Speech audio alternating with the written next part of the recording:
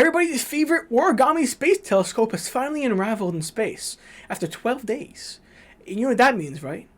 We are this close to science.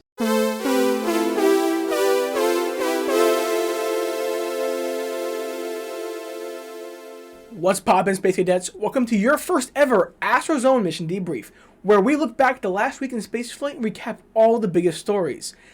And the first week of 2022 had a ton of great things happen. So without further ado, let's just lift off right into it.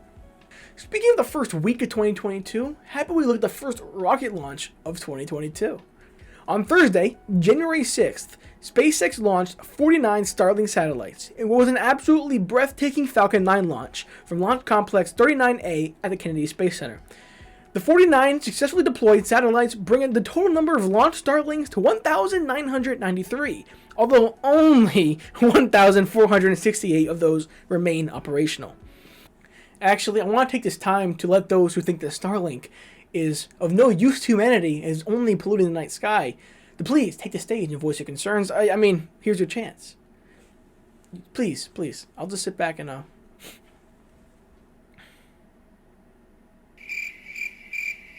yeah, okay. That's what I thought. Do your research, bucko. Starlink is fantastic.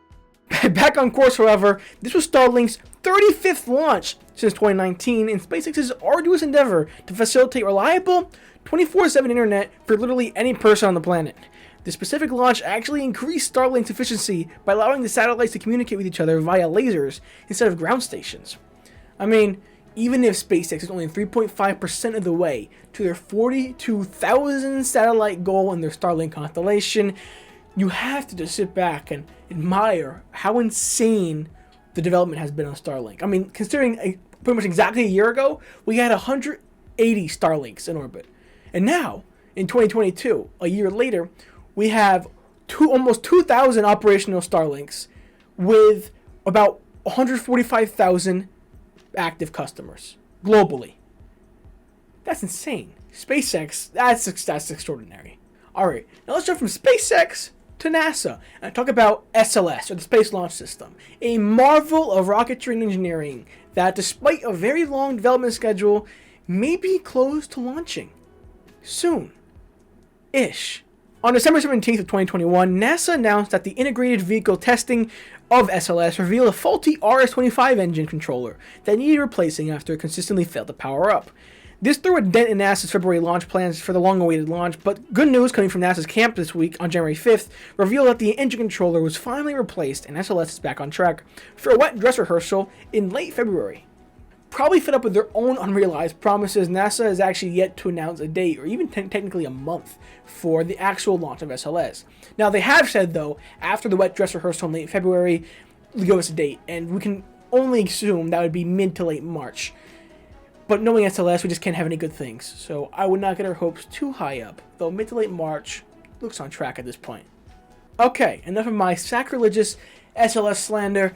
Let's take a look at the ORIGAMI Space Telescope, which on January 8th of 2022 has finally unraveled in a beautiful, elegant engineering beauty of a spacecraft. It's enough to make a grown man cry.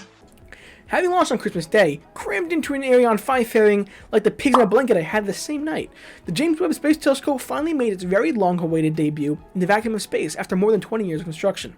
En route to Lagrange Point 2, the intricate parts of James Webb started extending and unraveling one by one the moment it reached space, with every deployment leading up to the final unfolding of the iconic gold honeycomb plates that make up the mirror on January 7th and January 8th. By the end of January, James Webb will have reached its expected orbit at L2, or Lagrange Point 2, about 1.5 million kilometers away from our planet. For those who have no perception of the metric system, that is about 930,000 miles. Look it up. Despite this, the science won't begin until the summer, as it takes about 100 days to cool down to optimal temperatures for operation of the most advanced space telescope, or just telescope period, I guess, literally ever. If you're not completely and utterly blown away by James Webb Space Telescope, you need professional help, because James Webb is a $10 billion space telescope that has just finished unfolding like Optimus Prime, but with 344 individual points of failure. It's just finished unfolding hundreds and thousands of miles away from us, preparing to take a picture of the cosmos that will kind of sort of show us the beginning of time, where one side of the vehicle is burning beyond description and the other side is freezing like the depth of your in-laws' hearts. And you're telling me that there's more to come? There is more? There's more? There's more? There's more. Okay, cool. I freaking love spaceflight. What the hell is going on? Well, Space Cadets, this looks to be the end of our AstroZone mission debrief this week. If you did enjoy, please leave a like, subscribe, comment me your favorite story, something I missed, or any technical thing I screwed up, or just general show feedback. It'd be greatly appreciated for this first episode. It's been a pleasure recapping the biggest spaceflight news for you guys this week.